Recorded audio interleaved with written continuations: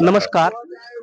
ગણિત વિજ્ઞાન પ્રદર્શન અંતર્ગત આપણે વિજયનગર તાલુકાની પીપલોટી પ્રાથમિક શાળાના બાળકો વિભાગ 1 ની અંદર બહુ સરસ મજાની કૃતિ લઈને આવ્યા છે. તો એ કૃતિ વિશે આપણે સમજીએ અને એની સમજ એના બાળ મનોવૈજ્ઞાનિક જ આપશે. નમસ્કાર. મારું નામ કટાર ઉત્સવકુમાર શૈલેષભાઈ છે. હું ધોરણ 4 માં ભણું છું. હું તો કૃતિનું નામ સ્વચ્છ ઘર પર્યાવરણ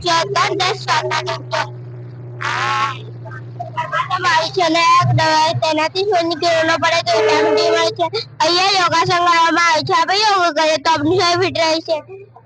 અહીંયા સાયકલિંગ કરવામાં આવે છે. આપણે સાયકલિંગ કરીએ તો પણ આપણું શરીર ફિટ રહે છે. કિચન ગાર્ડનમાં ઘણી બધી લીલી શાકભાજી, બટાટા, રીંગણ એવી લીલી શાકભાજી ખાય તો વિટામિન અને ઘણા બધા મિનરલ્સ મળે છે.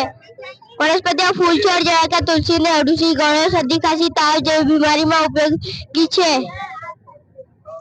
જેને એલોવેરા શેમ્પૂ વાળ ચામડીના રોગ માટે ઉપયોગી છે ને મનીવેસ સ્નેક માટે 100% ઓક્સિજન આપે છે. વૃક્ષોમાં લીમડો વાળ દાંત ચામડીના રોગ માટે ઉપયોગી છે અને ઇમ્યુનિટી સ્ટ્રોંગ કરે છે. પીપળો ડાયરિયા ડાયાબિટીસ વાસ્તુતિક ઉપયોગી છે અને 22 કલાક સુધી ઓક્સિજન આપે છે. પછી વાંસ ડાયાબિટીસમાં ઉપયોગી છે ને એક્સરા ટીબીની મેડિસિન બને છે. ગુલાબ હેલ્ધી સ્કિન તૈયાર માટે ઉપયોગી છે અને વિટામિન સી કે એબીસી મળે છે. પછી લીમડો વાળ દાંત ચામડીના રોગ માટે ઉપયોગી છે. કેસુડો હેલ્ધી સ્કિન તૈયાર માટે ઉપયોગી છે. નાના બાળકોને નવડાવે તો એની સ્કિનને ઠંડક મળે છે. આંકડો ઉલટી ઝાડા સાફ કરવો સોજાઓ દૂધ કે ડાળી ઉપયોગી છે. જાસૂદની ચા બને છે. ગળો બ્લડ કાઉન્ટ કોરોના જેવા રોગોમાં ઉપયોગી છે અને મહુડાના લાડુ ને ઢેકડા બને છે. તે બીમારીમાં ઉપયોગી છે અને સાંધા અને જોડા મજબૂત કરે છે.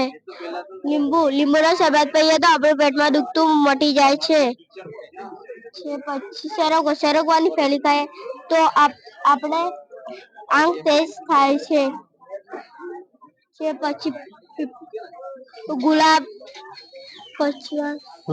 ગરમાળો એ આપણે રાત્રે ખાટલામાં ગાલીને સૂઈએ તો આપણે બુરા સપના આવે તે મટી જશે. ખૂબ સરસ. વિજયનગર આમ પણ પ્રકૃતિના સાનિધ્યમાં વસેલો તાલુકો છે અને વૃક્ષોનું જતન કરવું એ એમનો મુખ્ય કન્સેપ્ટ રહ્યો છે. તો એમના માર્ગદર્શક સુભાષભાઈ સાહેબ પાસેથી આપણે વધુ વિગતો મેળવીએ. હું પીપલોડી પ્રાઇમરી સ્કૂલ સુભાષભાઈ વી ગોપાત બેસ્ટ ટીચર વિજેતા સાબરકાંઠા જિલ્લો. આમ અમારા બાળકોને એક સ્વચ્છ ઘર વૃક્ષોનું જતન અને તેને સ્વાસ્થ્ય માટેના નવીન પ્રયોગ માટે લગભગ 54 પ્રકારની વનસ્પતિ ઉગાડેલી છે અને એના જીવનમાં કંઈ પણ રોગ થાય તો કઈ રીતના ઉપયોગી બને તેનું બાળકોને ખૂબ સરસ સમજાવ્યું. અને મહુડાના ખાસ કરીને લાડુ બનાવવામાં આવે, મહુડાના ઢેકળા બને, એને કંઈક સાંધા હોય જોડા હોય મજબૂત કરે અને એ કોરોના કાળમાં ગળો એ ખૂબ જ વિશિષ્ટ વસ્તુ ઉપયોગી બને છે. Thank you.